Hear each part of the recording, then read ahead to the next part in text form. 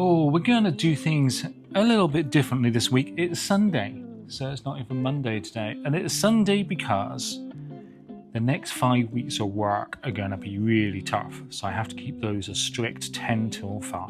And I'm also doing the pen plotting tutorials.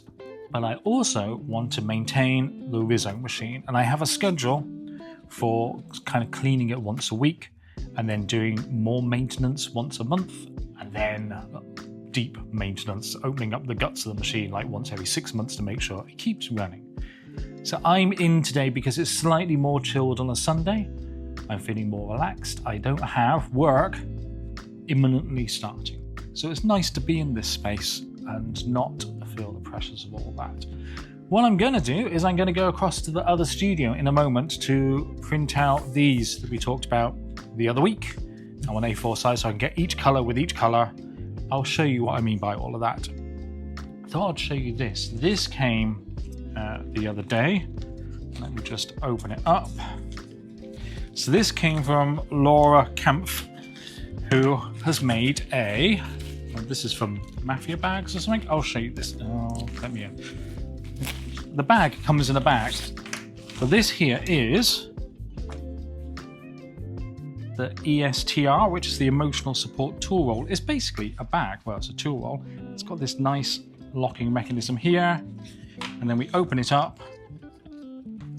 And then all your tools, whatever you need, pens, screwdrivers go in there. It's got all these lovely pouches. And the nice thing about this is Laura also releases the pattern for making your own. And this is made from recycled sails. And this is a black one. You don't often get black sea sails. I think that means you have to be a pirate to have black sea sails. But I'm going to be trying this out. I really like it. It comes with this strap as well if you want to strap it in some way. That also acts as a, you can ratchet things, connect things to other things is always useful. I kind of like this mechanism. I've got another one of her things down here. This is, I'll show you this, the tape mate that stays with you. I'm forever measuring things. So this is really nice because it just hangs on my belt and I always have a tape measure with me. That's magnetic for sticking little things to.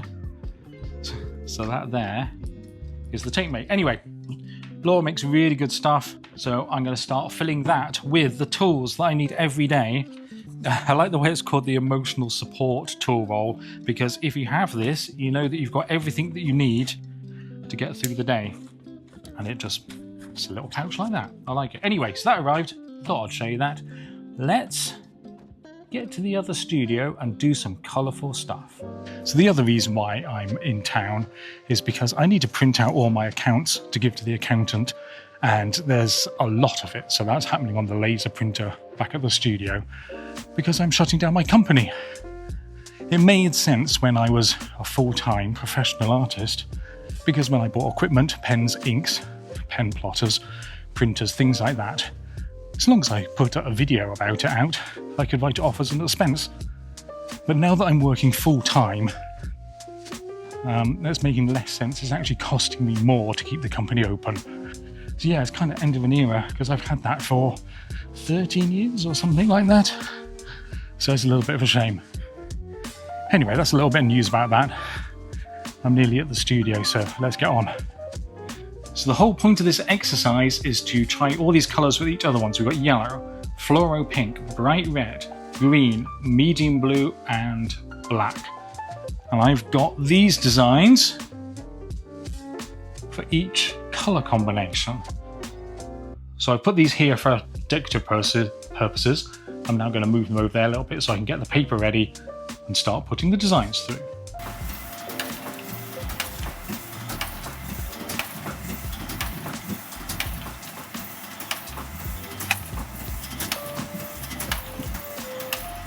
Alright, we're up to 4 of the first colour down. The green and red are definitely the best for text so far.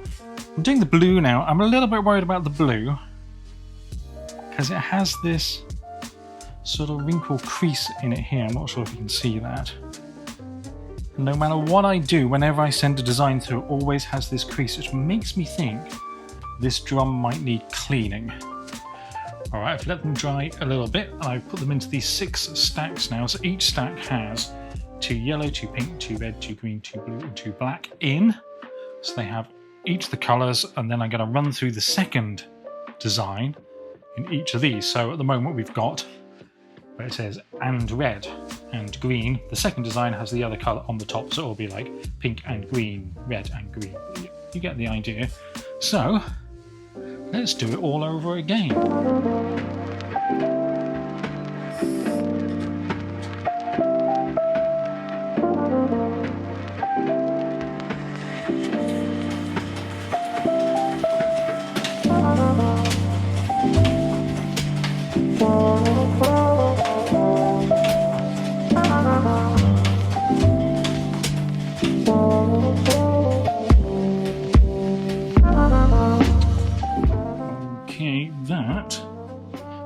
That looks pretty cool. So there's our yellow and black, yellow and green, yellow and pink, all the colours. The next step is to trim all of these. This is the part where it either goes really smoothly, I cut them all in half all in one go, or I fuck them all up in one go. So we'll see how that works. I'm going to use these sheets of paper here just to protect the ink when I squish them down and chop them.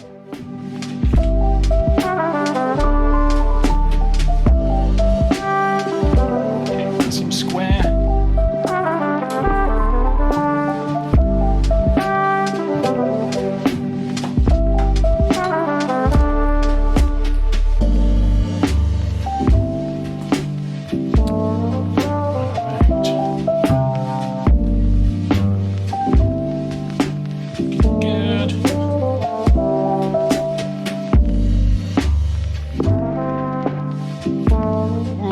There we go. Lens isn't quite wide enough. We now have all the colours, yellow versus everything and everything versus yellow, fluorescent pink. Now some would say we only really need that row and then those 4, those 3, those 2, those 1, because is there really a difference between medium blue and black versus black and medium blue? In some cases yes, in some cases no, but I did want to see what it looked like black with a blue outline and black over here and really fine blue and then really fine black, so we can start to see the detail and the lettering in each type. The offset here is really off, but I don't mind. And there we have it. We got everything into a folder that makes it so much easier to look at all the colours. That's handy. So there's going to be one that stays here at the studio and one that I'm taking back. I haven't sorted these out, I've just chucked them in. One that's going to go back with me to my studio. So that was a good morning. Now I need to write down everything I did so I can do all the costing. Okay.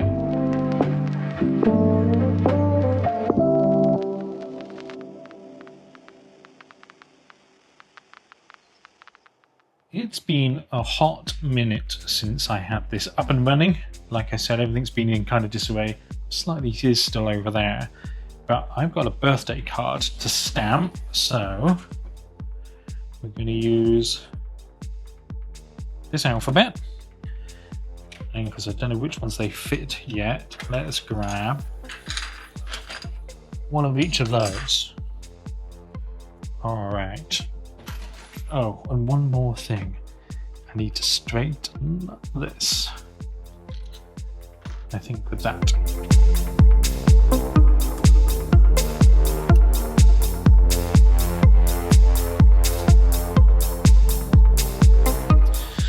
Alright, so let's do this. So we're going to go down to Jemima, and it's telling me to put the J tool in. So let's go find J. Does it fit in 0?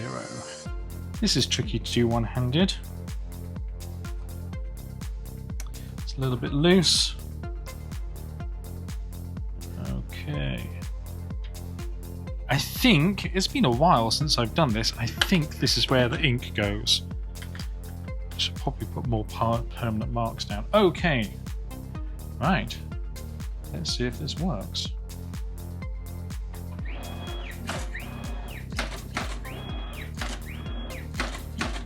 You know what? That feels a little tough and stompy. What's going on there? Okay.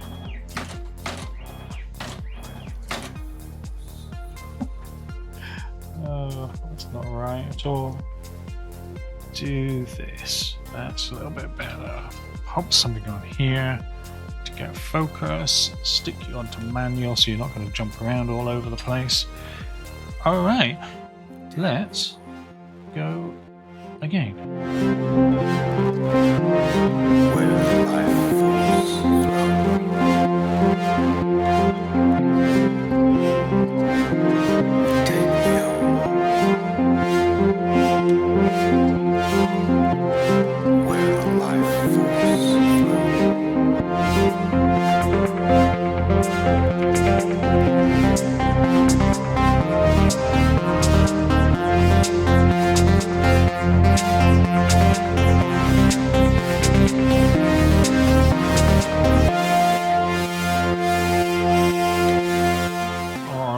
There's a couple of things I just want to mention quickly here, and that is, you can see it's doing one letter and then a second letter.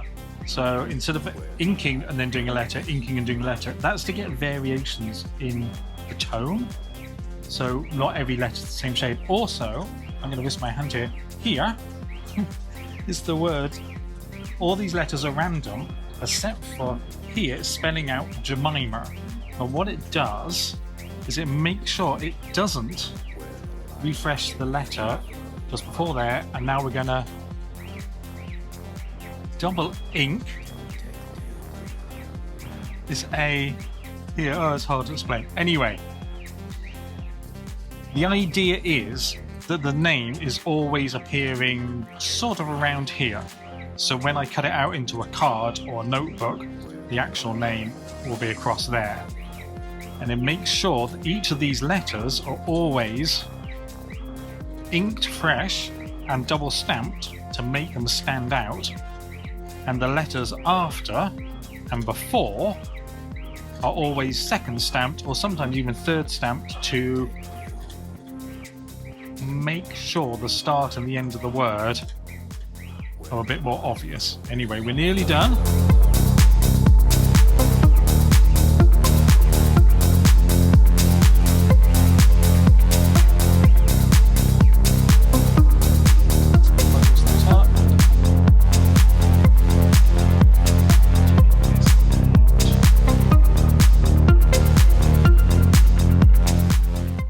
Without risking my finger. So here we've got Jemima, and then this M here is a lot lighter. It's guaranteed to be lighter because it's going to not refresh the ink there. And this E is also a much lighter one to make this slightly stand out. And if we get our guide here, which we can use for cards and notebooks, and I can sort of do that. There we go. I can see that the name Jemima here is going to appear on the right hand side of the card or the notebook, even though it's not obvious because it looks like these are all random letters, which they are. Your name definitely appears once in the whole thing. So it turns out I don't have enough of these for a whole notebook.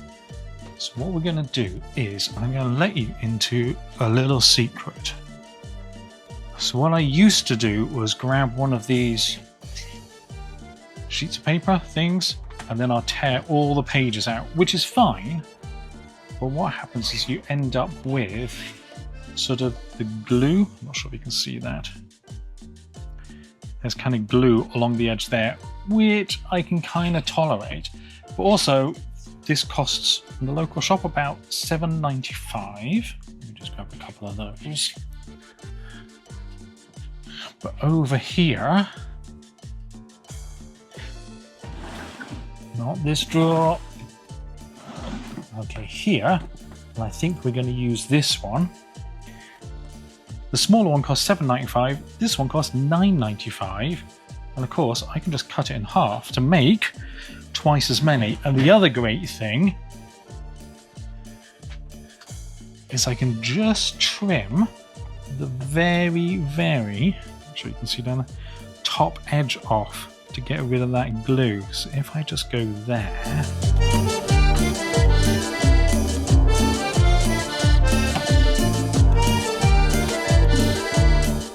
and let's do the same again.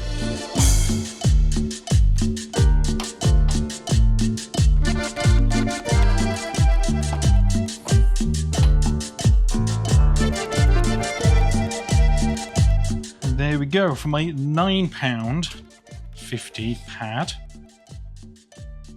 I've now got 100 sheets. 12 sheets per notebook, which means I've got 8 notebooks worth. I could probably do some costings at some point, and I probably should, but like £9.50, 8 notebooks out of there means it's just over £1 a notebook for all the paper. And then if I work out how much a cover costs, which at the moment isn't costing me anything because they're misprints, but if I were to print the covers, let's say that's 50p or something like that. That's like £1.50 materials for a notebook. That's not bad. All right, let's get some pages printed, and then I can put together one more notebook. Well, while this is busy printing out all these pages, I'll do one side first and then the other side. Got a rack of 50 in there. It says it takes a minute per thing, but I don't think that's true. I think it takes about 30 seconds. But there's 50 there, so that's a good 20 minutes while it's doing that. So while it's doing that, let's trim down these notebooks that we made over the weekend and last week. Here's my instructions. First, cut it down to 144 millimeters, flip it around 140 millimeters to make the whole height 140, then turn it sideways to get it to be 89 millimeters wide. So we will do it like that, and we go find 144 millimeters, which is about that. So that's what I'm going to do now. I will see you at the end of it.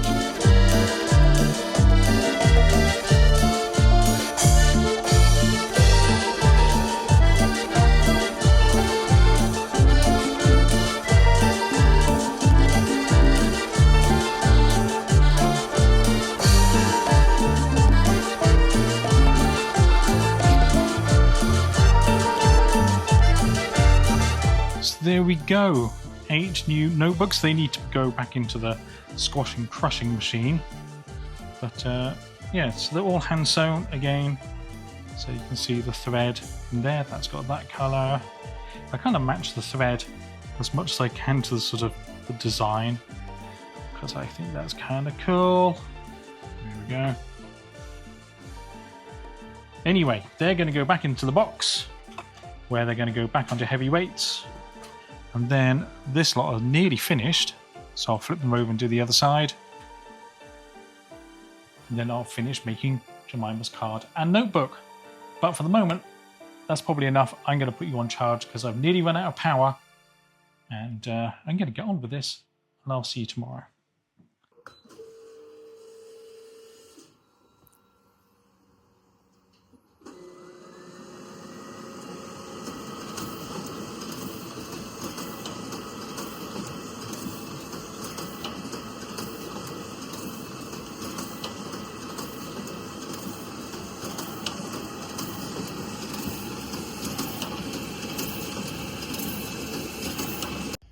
And now we're back here. I've got all these lovely tiger prints. I decided I really liked pink and green as a colour combination. So I figured I'd test it by, I am still very bad at drawing tails, but drawing paws, as we can tell from the rabbit, and drawing flowers. But at the same time, I just want to do something really quickly. This is did this on Procreate. You can kind of see, I'm not sure if you can see, my opacity is a little bit messed up on these leaves here. Maybe I'll add video for the drawing process, but it's a little bit flashy, so I might have to edit out the flashing bit.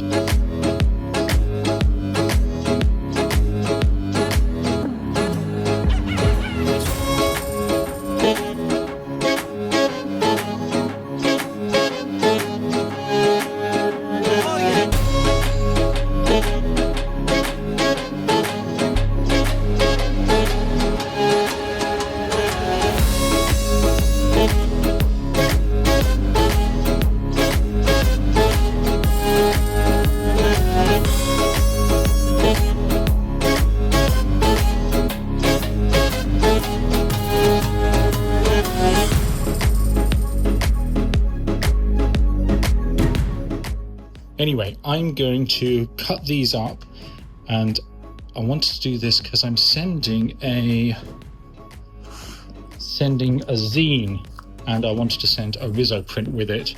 So, oh hello, it's me. Hi me. So I wanted that to go with it, and then I'm going to send a few of these out as well. And I also noticed that the border is a little close on the right here, and this is the one that was in the bottom left hand corner, so I think I can counter that by moving it to the left a bit, but I don't know if it's the original design, if it's the printer or what, but that's something to keep in mind. So I've got little notes to myself, and we slowly live and learn. And this is Jemima's notebook that was pressed overnight, so I need to put a little belly band on that and then get that into the post. So it's a off into the post kind of day today. We'll go do that at lunchtime. Now I need to get on with work. It's really hot. I think we've all agreed, us in the UK, that we're stopping sort of like late afternoon rather than anyway. It's so hot. If you're suffering from the heat, I commiserate with you. Okay, right, I'm going to get on. See you in a bit.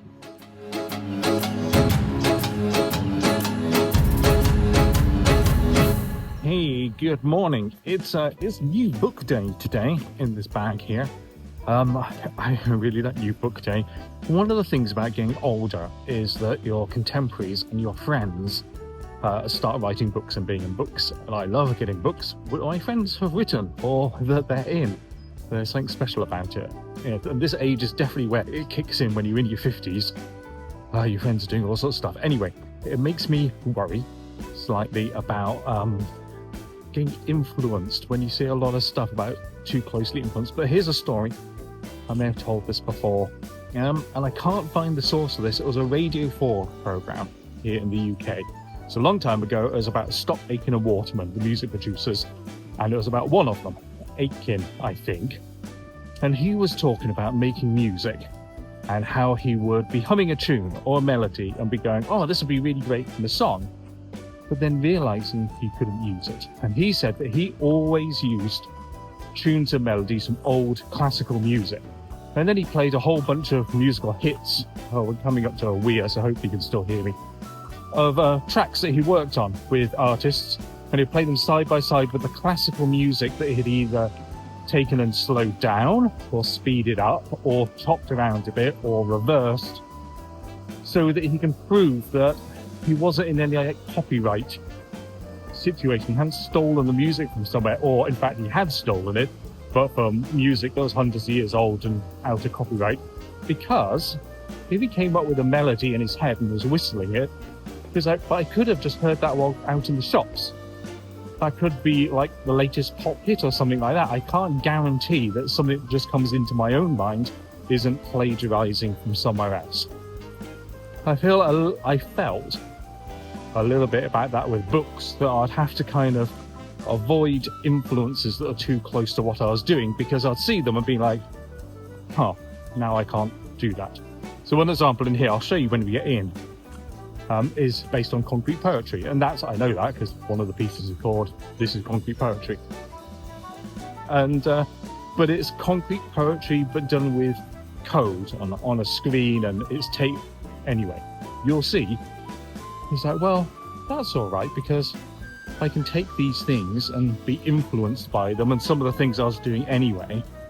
But I've always taken the argument that you can take three artists. Like, say I took Bridget Riley, Damon Hirst, and concrete poetry, those three influences, and I mix them together into something, and I went, oh, this piece is inspired by these three things.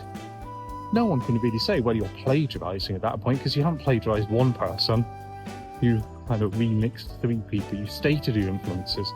Because if you just take work by one artist, basically copy it, and then try to pass it off as your own, that's when problems come. So I'm excited to look at these books. I will show you when we get in. But yeah, new book day. Okay, here goes. Let's move the tigers out of the way. Okay, so first up is this that we talked about this in my newsletter. Comes with a lovely Riso print. So this is Hyper and Cosmic. Mark Webster there. And concrete poetry meets generative art, which is exactly what it is. So this is, frankly, just amazing.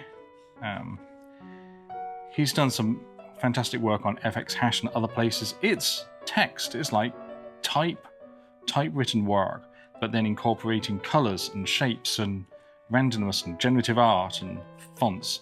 It's so good. Now, I'm going to say here, obviously, this is what I had in mind when doing the stamping machine, and then having the stamp holders, and then having all these symbols here. And a previous project of mine, anyway, that's all by the by. But this type of thing, I mean, it's fair to say that this is exactly what I want to be doing. this here, but obviously not exactly this, because, well, you know, Mark's done it all. But this stuff here is my jam. Yeah, this making patterns and designs with text. Here we go. This is a concrete poem. Anyway, so also, come on, Riso print. Amazing. Right, so that's that one. Here we go. This is another one from Julian. So this is all pen plotting-y type of algorithm stuff. So I haven't dived deep into this one, but Julian's had this algorithm that he can kind of tweak endlessly to generate all sorts of wonderful outputs, and there's a little essay in here talking about it. There's one piece, this piece here, that I really love, because you can see how the pen, the ink and the paper is having all these patchy type of things. I'm really into what I suppose we call mark making, where you're putting lots of repeated marks all over the place, but not in other places and overlapping. So again, this is right up my street. So this is an amazing book. I would really like to say these all came from Vitro, not sponsored, but the black edging on this is kind of beautiful. But also Vitro, it made it really hard to get the plastic off because there was nowhere to... Anyway, unpacking that was really tricky. Next book, book club. Right, an atlas of artificially generated flora. Now, people might go, oh no, it's AI art. And I just want to point out that here is a whole collection of artists who are doing different things, and often they're using code, or they're using GANs or neural networks, or current neural networks to generate all these different things. Pixel sorting, algorithms, photography that is then like adapted. Here's Anne here, Anne Riddler, who does amazing stuff with code and flowers. So these people are doing things like with AI and neural networks where they're training them themselves, or they're taking the output and feeding it into something else. And I think this is where it gets tricky with the no AI art, because people are talking about like AI slop, where someone just types in a prompt, and they get out an image, and then they use it as an illustration for like in a magazine or something like that. And that's replacing somebody's job. But this here, where people are working with their own tools and training their own tools, I think that AI is good working with that. So it's a bit like going back and saying when like Moog or synthesizers first came out, and they were kind of using sine waves but simulating the twang of strings or the reed on a wind instrument. Like musicians going, well, this isn't real music, it's synthesized, it's all electronic. And then there's people exploring the synthesizer landscape and coming up with otherworldly music you couldn't have otherwise, which has then been brought back into like of musicians. You often have this thing where you have like an algorithmic drum beat that's impossible for a drummer to do, and then a drummer does it. Anyway, that's my talk about AI, is people who slam AI, and then you've got all these artists in here who are just doing amazing work. If you want to buy a book, buy that one. I'm in that one. Anyway, and the last one I don't need to show you because I've shown you before, but when I ordered all these books, I ordered them all at the same time. So this is the Riso one, and they all shipped at the same time. So they shipped to this one that's only just been released. So I've been waiting months on this. So in the meantime, I bought another one of the Riso books. But yeah, so here we go. Riso again. And I don't think I showed you, book club, Let's do those two. So this arrived the other typewriter revolution. Obviously is going into typewriters again, but this ties in with the sort of the concrete poetry a little bit. I think they cover it in here a touch.